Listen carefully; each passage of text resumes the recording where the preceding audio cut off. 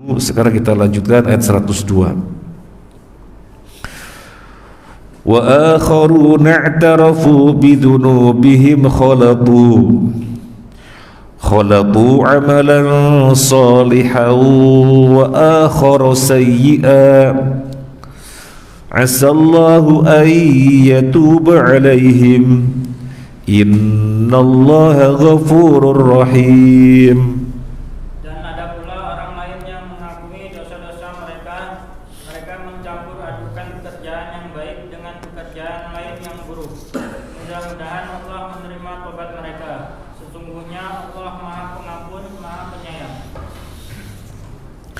Wa akharun, orang-orang yang lainnya i'tarafu bidunubihim, mereka mengakui dosa-dosa mereka. Khalatu amalan salihah, mereka mencampur adukan amalan soleh. Wa akhara sayyi'ah, dan amalan yang lainnya amalan yang tidak soleh, yang buruk. Jadi orang yang lainnya selain yang dibahas di atas, orang-orang yang lainnya mengakui dosa-dosanya, mereka sadar berbuat kebaikan-kebaikan, iya, berbuat kebaikan-kebaikan, tapi pada saat yang sama juga kemaksiatan-kemaksiatan ada yang belum ditinggal. Mereka sadar mematuhi perintah-perintah Nabi Sallallahu Alaihi Wasallam. Perintah Nabi dilakukan, dipatuhi, ditaati, tapi pada saat yang sama ada perintah-perintah yang mereka juga melanggarnya. Mereka akui itu.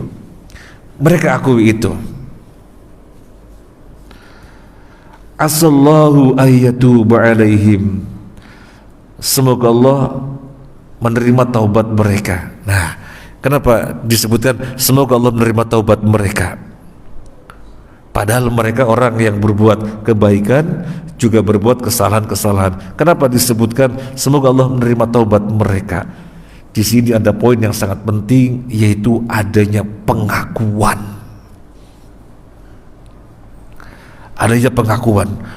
Orang berbuat salah, berbuat dosa, dan dirinya mengakui bahwasanya dirinya salah, dirinya berbuat dosa, maka potensi kuat untuk menyesal.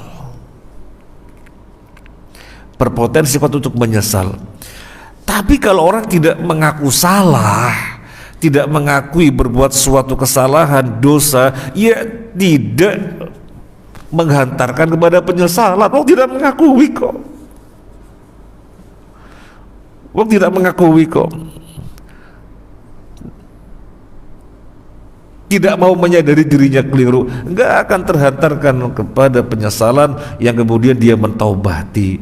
Adapun di sini disebutkan asallahu ayyatuba alaihim, semoga Allah menerima taubat mereka. Kenapa? Karena pada mereka ada iktiraf, pengakuan. Ada iktiraf, pengakuan, yang orang kalau sudah mengakui akan terhantarkan pada penyesalan. Dan kita mengetahui taubat dikatakan benar ketika terpenuhi 3 perkara. Yang pertama penyesalan, an-nadamah. Yang kedua azam, tekad untuk tidak pernah mengulangi. Yang ketiga iqla', merealisasikan tekadnya itu. Bermula dari an-nadamah, penyesalan. Penyesalan bisa terwujud kalau seseorang mengakui, menyadari salah, keliru. Makanya kan kata Imam Sufyan Ats-Tsauri, setan itu lebih senang kepada bid'ah daripada maksiat. Soalnya orang berbuat bid'ah tidak merasa dirinya salah, keliru, merasanya benar, sehingga tidak terhantarkan kepada penyesalan kemudian tobat. Tidak. Sementara kalau maksiat, orang yang melakukannya sadar ini salah, ini keliru, ini dosa, sehingga terhantarkan pada penyesalan kemudian bertaubat. Makanya kata Imam Sufyan Ats-Tsauri rahimahullah taala, setan lebih senang kepada bid'ah daripada maksiat. Kita sekarang lihat ayatnya, yang menjadikan Allah menerima taubat mereka adalah karena ada pengakuan. Innallaha ghafurur rahim, sesungguhnya Allah Maha Pengampun, sesungguhnya Allah Maha Penyayang. Iya, Allah Maha Pengampun. Kalau seseorang diterima taubatnya, dan bisa diterima taubatnya bermula dari pengakuan. Kemudian coba kita perhatikan redaksi ada lafadz yang menunjukkan poin ini yang luar biasa. Coba kita perhatikan. Wa akharuna i'tarafu bidunubihim khalatu amalan salihah wa akhara sayyi'a. Ada kata-kata wa akhara. Ada kata-kata wa akhara. Jadi redaksinya bukan begini. Wa akharuna i'tarafu bidunubihim khalatu amalan salihah wa sayyi'a. Redaksinya bukan begitu. Mereka mengakui dosa-dosa mereka, di mana mereka mencampur adukan kebaikan dan keburukan. Kalau seperti itu maknanya bisa keliru. Loh, kan nggak boleh kebaikan bercampur keburukan. Orang berbuat sholat baik, tapi kemudian bercampur keburukan, ria, kan apalagi menjadi gak ada artinya. Tapi disebutkan di sini mereka mengakui dosa-dosa, di mana mereka mencampur adukan kebaikan dan keburukan. Di sini maknanya bukan kebaikan dicampur dengan keburukan. Sedekah tapi ngungkit-ngungkit, bukan. Berangkat jihad tetapi ria, pamer kekuatan, itu mencampur adukan kebaikan dan keburukan. Kalau semacam itu kebaikan gak ada artinya. Nah, makanya ada kata wa akhara. Kita perhatikan, makanya ada kata wa akhara. Khalatu amalan salihah. Mereka mencampur adukan amalan yang baik. Wa akhara, dan yang lainnya sayyi'a, keburukan. Jadi maksudnya mereka adalah orang-orang yang berbuat kebaikan, juga masih berbuat keburukan, bukan kebaikan dan keburukan dicampur, bukan. Nah, ini rahasia kenapa ada kata wa akhara.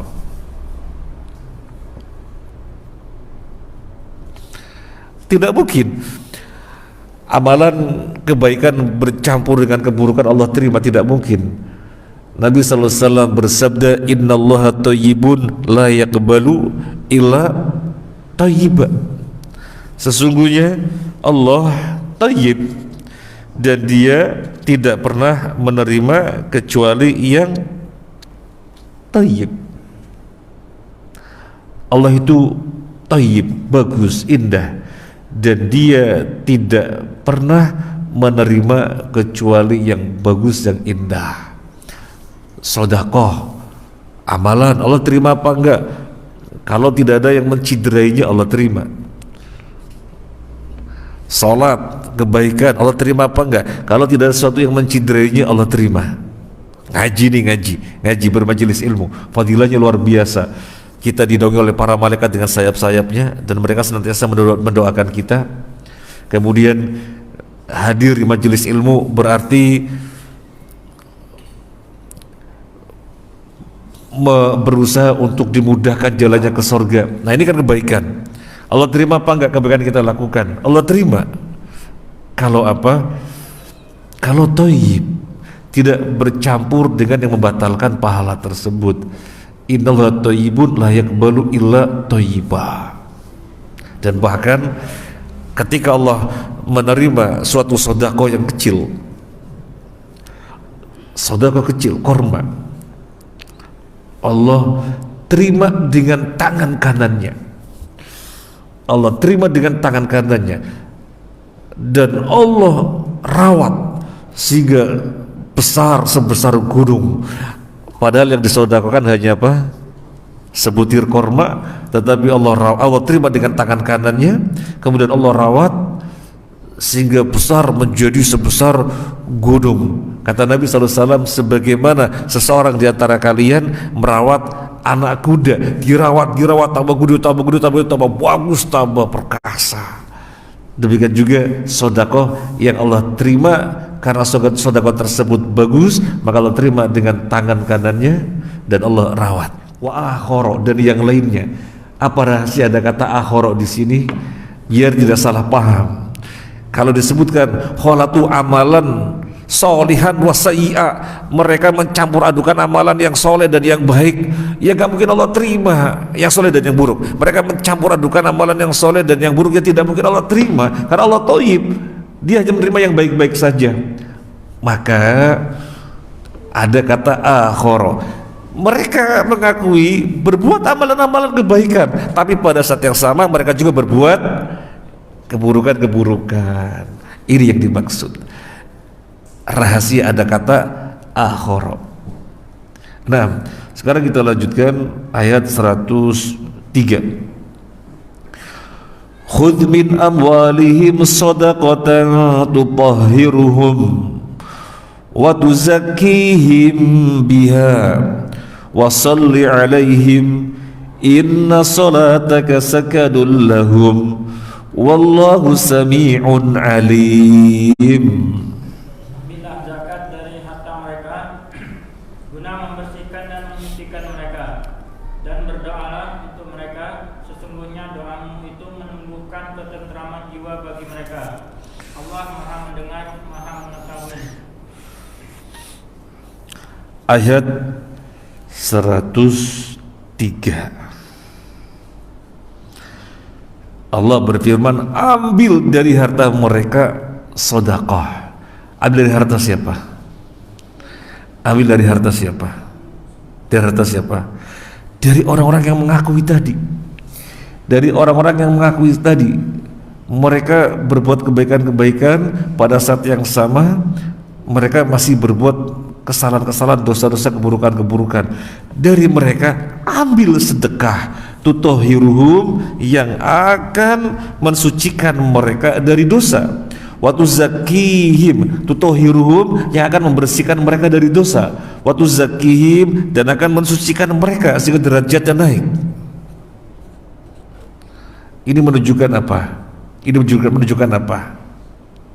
Ini menunjukkan orang yang berbuat salah, orang yang berbuat dosa, sangat diperintahkan untuk bersedekah. Orang yang berbuat dosa, orang yang berbuat salah, di mana dia mengakui dirinya berbuat dosa, di mana dia mengakui dirinya berbuat salah, agar bersedekah, bersedekah. Karena sedekah menghilangkan kesalahan, sedekah menutupi kesalahan. Ini Allahu Akbar.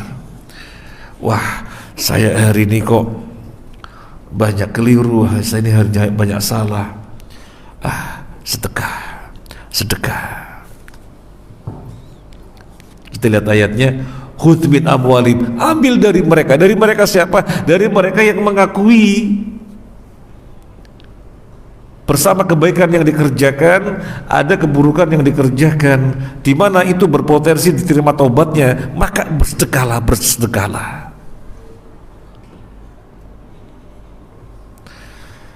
Kemudian faedah sedekah apa? Tutahhiruhum, akan membersihkan mereka dari dosa-dosa mereka, wa tuzakkihim biha, dan akan mensucikan mereka dengan sedekah tersebut sehingga diangkat derajatnya.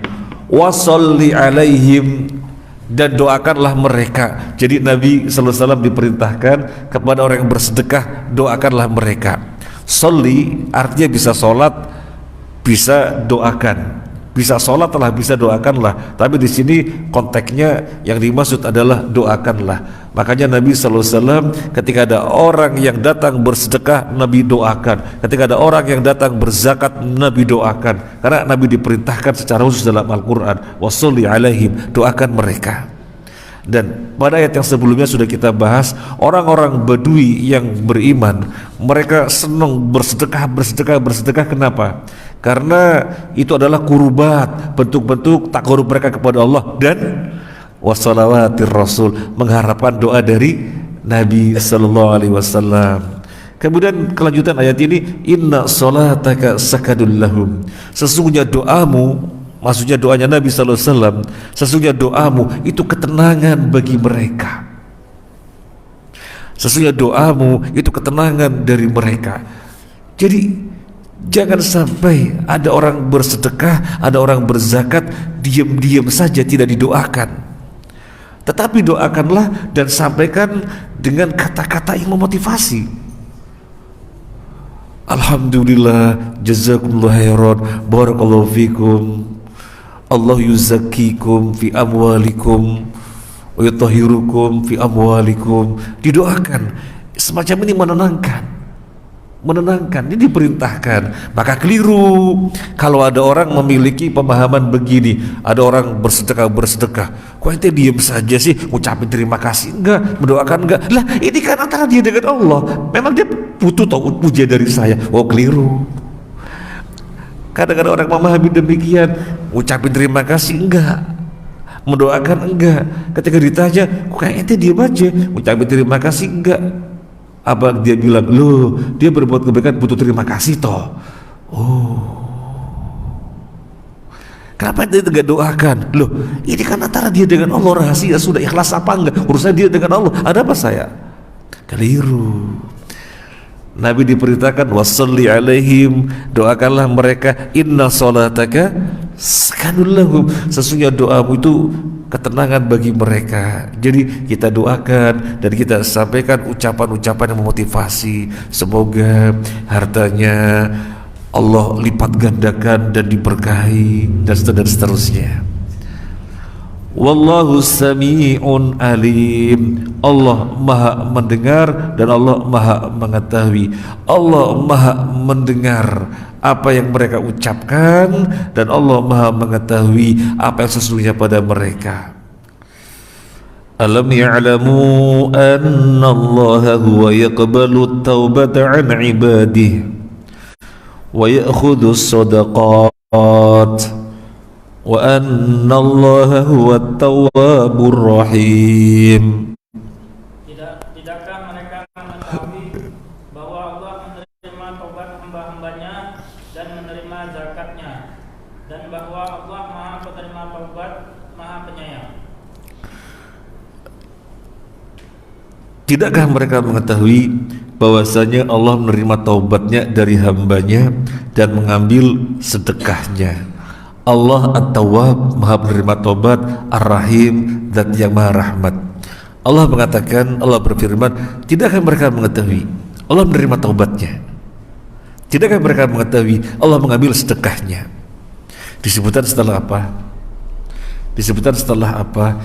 Disebutkan setelah orang tersebut mengakui dosa-dosanya yang diikuti dengan sedekah-sedekah. Jadi orang berbuat dosa, berbuat kesalahan, sangat dianjurkan untuk bersedekah. Karena sedekah-sedekah tadi menutupi kesalahannya, yang akhirnya taubatnya diterima, sedekahnya diambil oleh Allah. Jadi taubat disebutkan dengan Allah terima, sedekah Allah sebutkan dengan diambil. Tafsirnya sebagaimana tadi sudah kita sampaikan, ini orang berbuat baik. Kalau yang berbuat buruk itu kan kebaikan dicampur dengan keburukan, tidak jadi amalan buruk, tidak jadi amalan baik, riya dan yang lainnya. Dia berbuat baik, pada saat yang sama masih berbuat maksiat, tetapi dia mengakui, maka itu kebaikan. Maka itu adalah kebaikan. Kemudian dia lanjutkan dengan sedekah-sedekah, berarti sedekahnya thayyib, maka Allah ambil. Dalam hadis disebutkan Allah ambil dengan tangan kanannya, Allah rawat, Allah pelihara sehingga bisa sebesar gunung, pahalanya besar sekali. Allah At-Tawwab dan Allah Ar-Rahim.